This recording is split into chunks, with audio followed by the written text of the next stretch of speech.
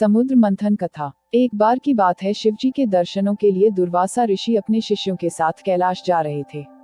मार्ग में उन्हें देवराज इंद्र मिले। इंद्र ने दुर्वासा ऋषि और उनके शिष्यों को भक्तिपूर्वक प्रणाम किया।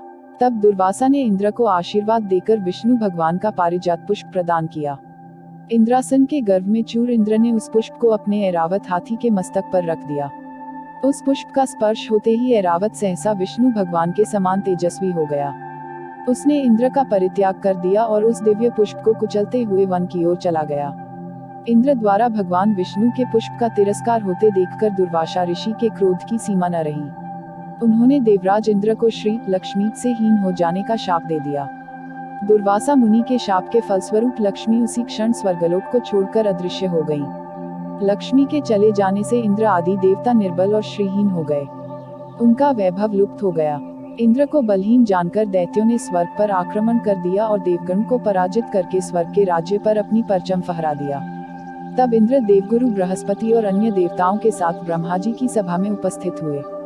तब ब्रह्मा जी बोले, देवेंद्र, भगवान विष्णु के भोगरूपी पुष्प का अपमान करने के कारण रुष्ट होकर भगवती लक्ष्मी तुम्हारे पास से चली गई हैं। उन्हें पुनः प्रसन्न करने के लिए तुम भगवान नारायण की कृपा दृष्टि प्राप्त करो। उनके आशीर्वाद से तुम्हें खोया वैभव पुनः मिल जाएगा। इस प्रकार ब्रह्मा जी ने इंद्र को आश्वस्त किया और उन्हें लेकर भगवान विष्णु की शरण में पहुँचे। वहाँ परब्रह्म भगवान विष्णु भगवती लक्ष्मी के साथ विराजमान थे। देवगण भगवान विष्णु की स्तुति करते हुए बोले, भगवान, आपके श्री चरणों में हमारा बारंबार प्रणाम। भगवान, हम सब जिस उद्देश्य से आपकी शरण में आए हैं, कृपा करके आप उसे पूरा कीजिए। दुर्वासा ऋषि के शाप के कारण माता लक्ष्मी हमसे रूठ गई हैं और दैत्यों ने हमें पराजित कर स्वर्ग पर अधिकार कर लिया है। अब हम आपकी शरण में हैं, हमारी रक्षा कीजिए। भगवान विष्णु त्रिकालदर्शी हैं। वे पल भर में ही देवताओं के मन की बात जान गए। तब वे देवगण से बोले, देवगण, मेरी बात ध्यानपूर्वक सुने, क्योंकि केवल यही तुम्हारे कल्याण का उपाय है। दैत्यों पर इस समय काल की विशेष कृपा है, इसलिए जब तक तुम्हारे उत्कर्ष और दैत्यों के पतन का समय नहीं आता, तब तक तुम उनसे संधि कर लो।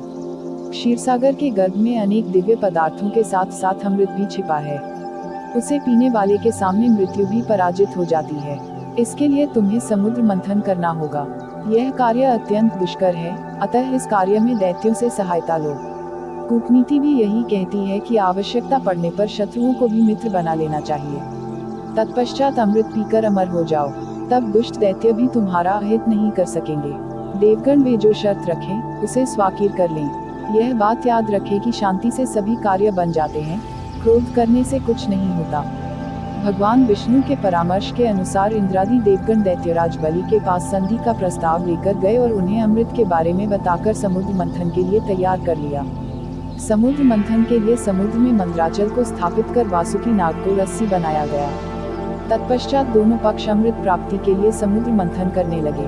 अमृत पाने की इच्छा से सभी बड़े जोश और वेग से मंथन कर रहे थे। सहसा तभी समुद्र में से कालकूट नामक भयंकर विष निकला। उस विष की अग्नि से 10 दिशाएं जलने लगी। समस्त प्राणियों में हाहाकार मच गया।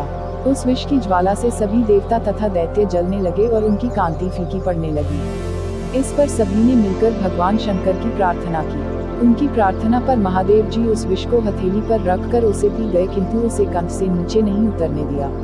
उस कालकूट विष के प्रभाव से शिव जी का कंठ नीला पड़ गया।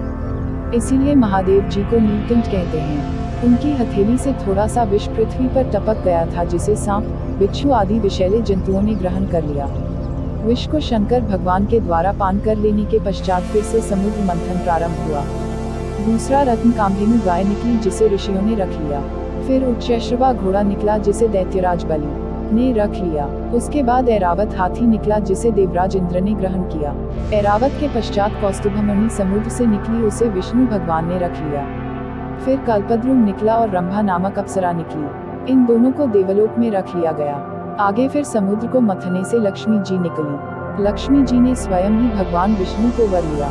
उसके बाद कन्या के रूप में वारुणी प्रकट हुई, जिसे दैत्यों ने ग्रहण किया। फिर एक के पश्चात एक चंद्रमा, पारिजात वृक्ष तथा शंख निकले और अंत में धन्वंतरी वैद्य अमृत का घट लेकर प्रकट हुए।